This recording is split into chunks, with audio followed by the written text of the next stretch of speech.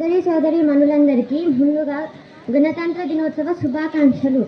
జనవరి 26, 1950న ఆమోదించబడిన భారత రాజ్యాంగం కేవలం చట్టపరమైన పత్రం కాదు. ఇది న్యాయం, స్వేచ్ఛ, మానవత్వం మరియు సౌభ్రాతృత్వ సూత్రాలను సజీవ నిదర్శనం. కుల, మత, లింగ భేదాలు లేకుండా ప్రతి పౌరునికి సమాన హక్కులు మరియు అవకాశాలు ఉండేలా సమాజాన్ని మన రాజ్యాంగ నిర్మాత డాక్టర్ బిఆర్ అంబేద్కర్ ఊహించారు.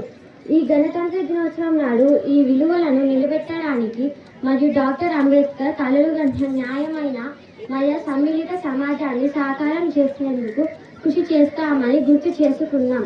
మన రాజ్యాంగాన్ని ఆమోదించిన 7 దశాబ్దాలలో భారతదేశం వివిధ రంగాలలో గణనీయమైన ప్రగతిని సాధించింది. మేము ఆర్థిక వృద్ధి, సాంకేతిక పురోగతి మరియు సామాజిక పురోగతిని చూసాము.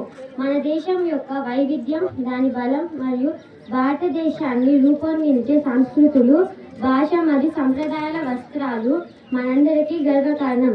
అయితే మన విజయాలను జరుపుకునేటప్పుడు కొనసాగే సవాళ్లను కూడా మనం గుర్తించాలి. సామాజిక మరియు ఆర్థిక అసమానతలను పరిష్కరించాల్సిన అవసరం నేడు మనం ఎదుర్కొంటున్న అతిపెద్ద సవాళ్ళలో ఒకటి. మన పురోగతి ఉన్నప్పటికీ పేదరికం, విద్యకు ప్రాప్యత లేకపోవడం మరియు ఆరోగ్య సంరక్షణలో అసమానతలు ఇప్పటికీ ఉన్నాయి. ఈ అంతరాలను తగ్గించడం మరియు అభివృద్ధి యొక్క ప్రయోజనాలు మన దేశంలోని ప్రతి పౌరునికి చేరేలా మనం సమిష్టి బాధ్యత. భారతదేశాన్ని అత్యుత్తమైన దేశంగా నిర్మించేందుకు కృషి చేద్దాం. అక్కడ ప్రతి వ్యక్తి తమ సామర్థ్యాన్ని నెరవేర్చుకునే అవకాశం ఉంది. మనం స్వేచ్ఛతో పాటుగా భవిష్యత్తు తరాలకు మన సహజ వనరులను సంరక్షించడానికి కృషి చేయాలి. వాతావరణ మార్పు అనేది ప్రపంచ సవాలు మరియు అంతర్జాతీయ సమాజంలో బాధ్యతమైన సభ్యునిగా భారతదేశం పర్యావరణ పరిరక్షణ మరియు స్థిరమైన అభివృద్ధిని ప్రోత్సహించడంలో ముందుండాలి.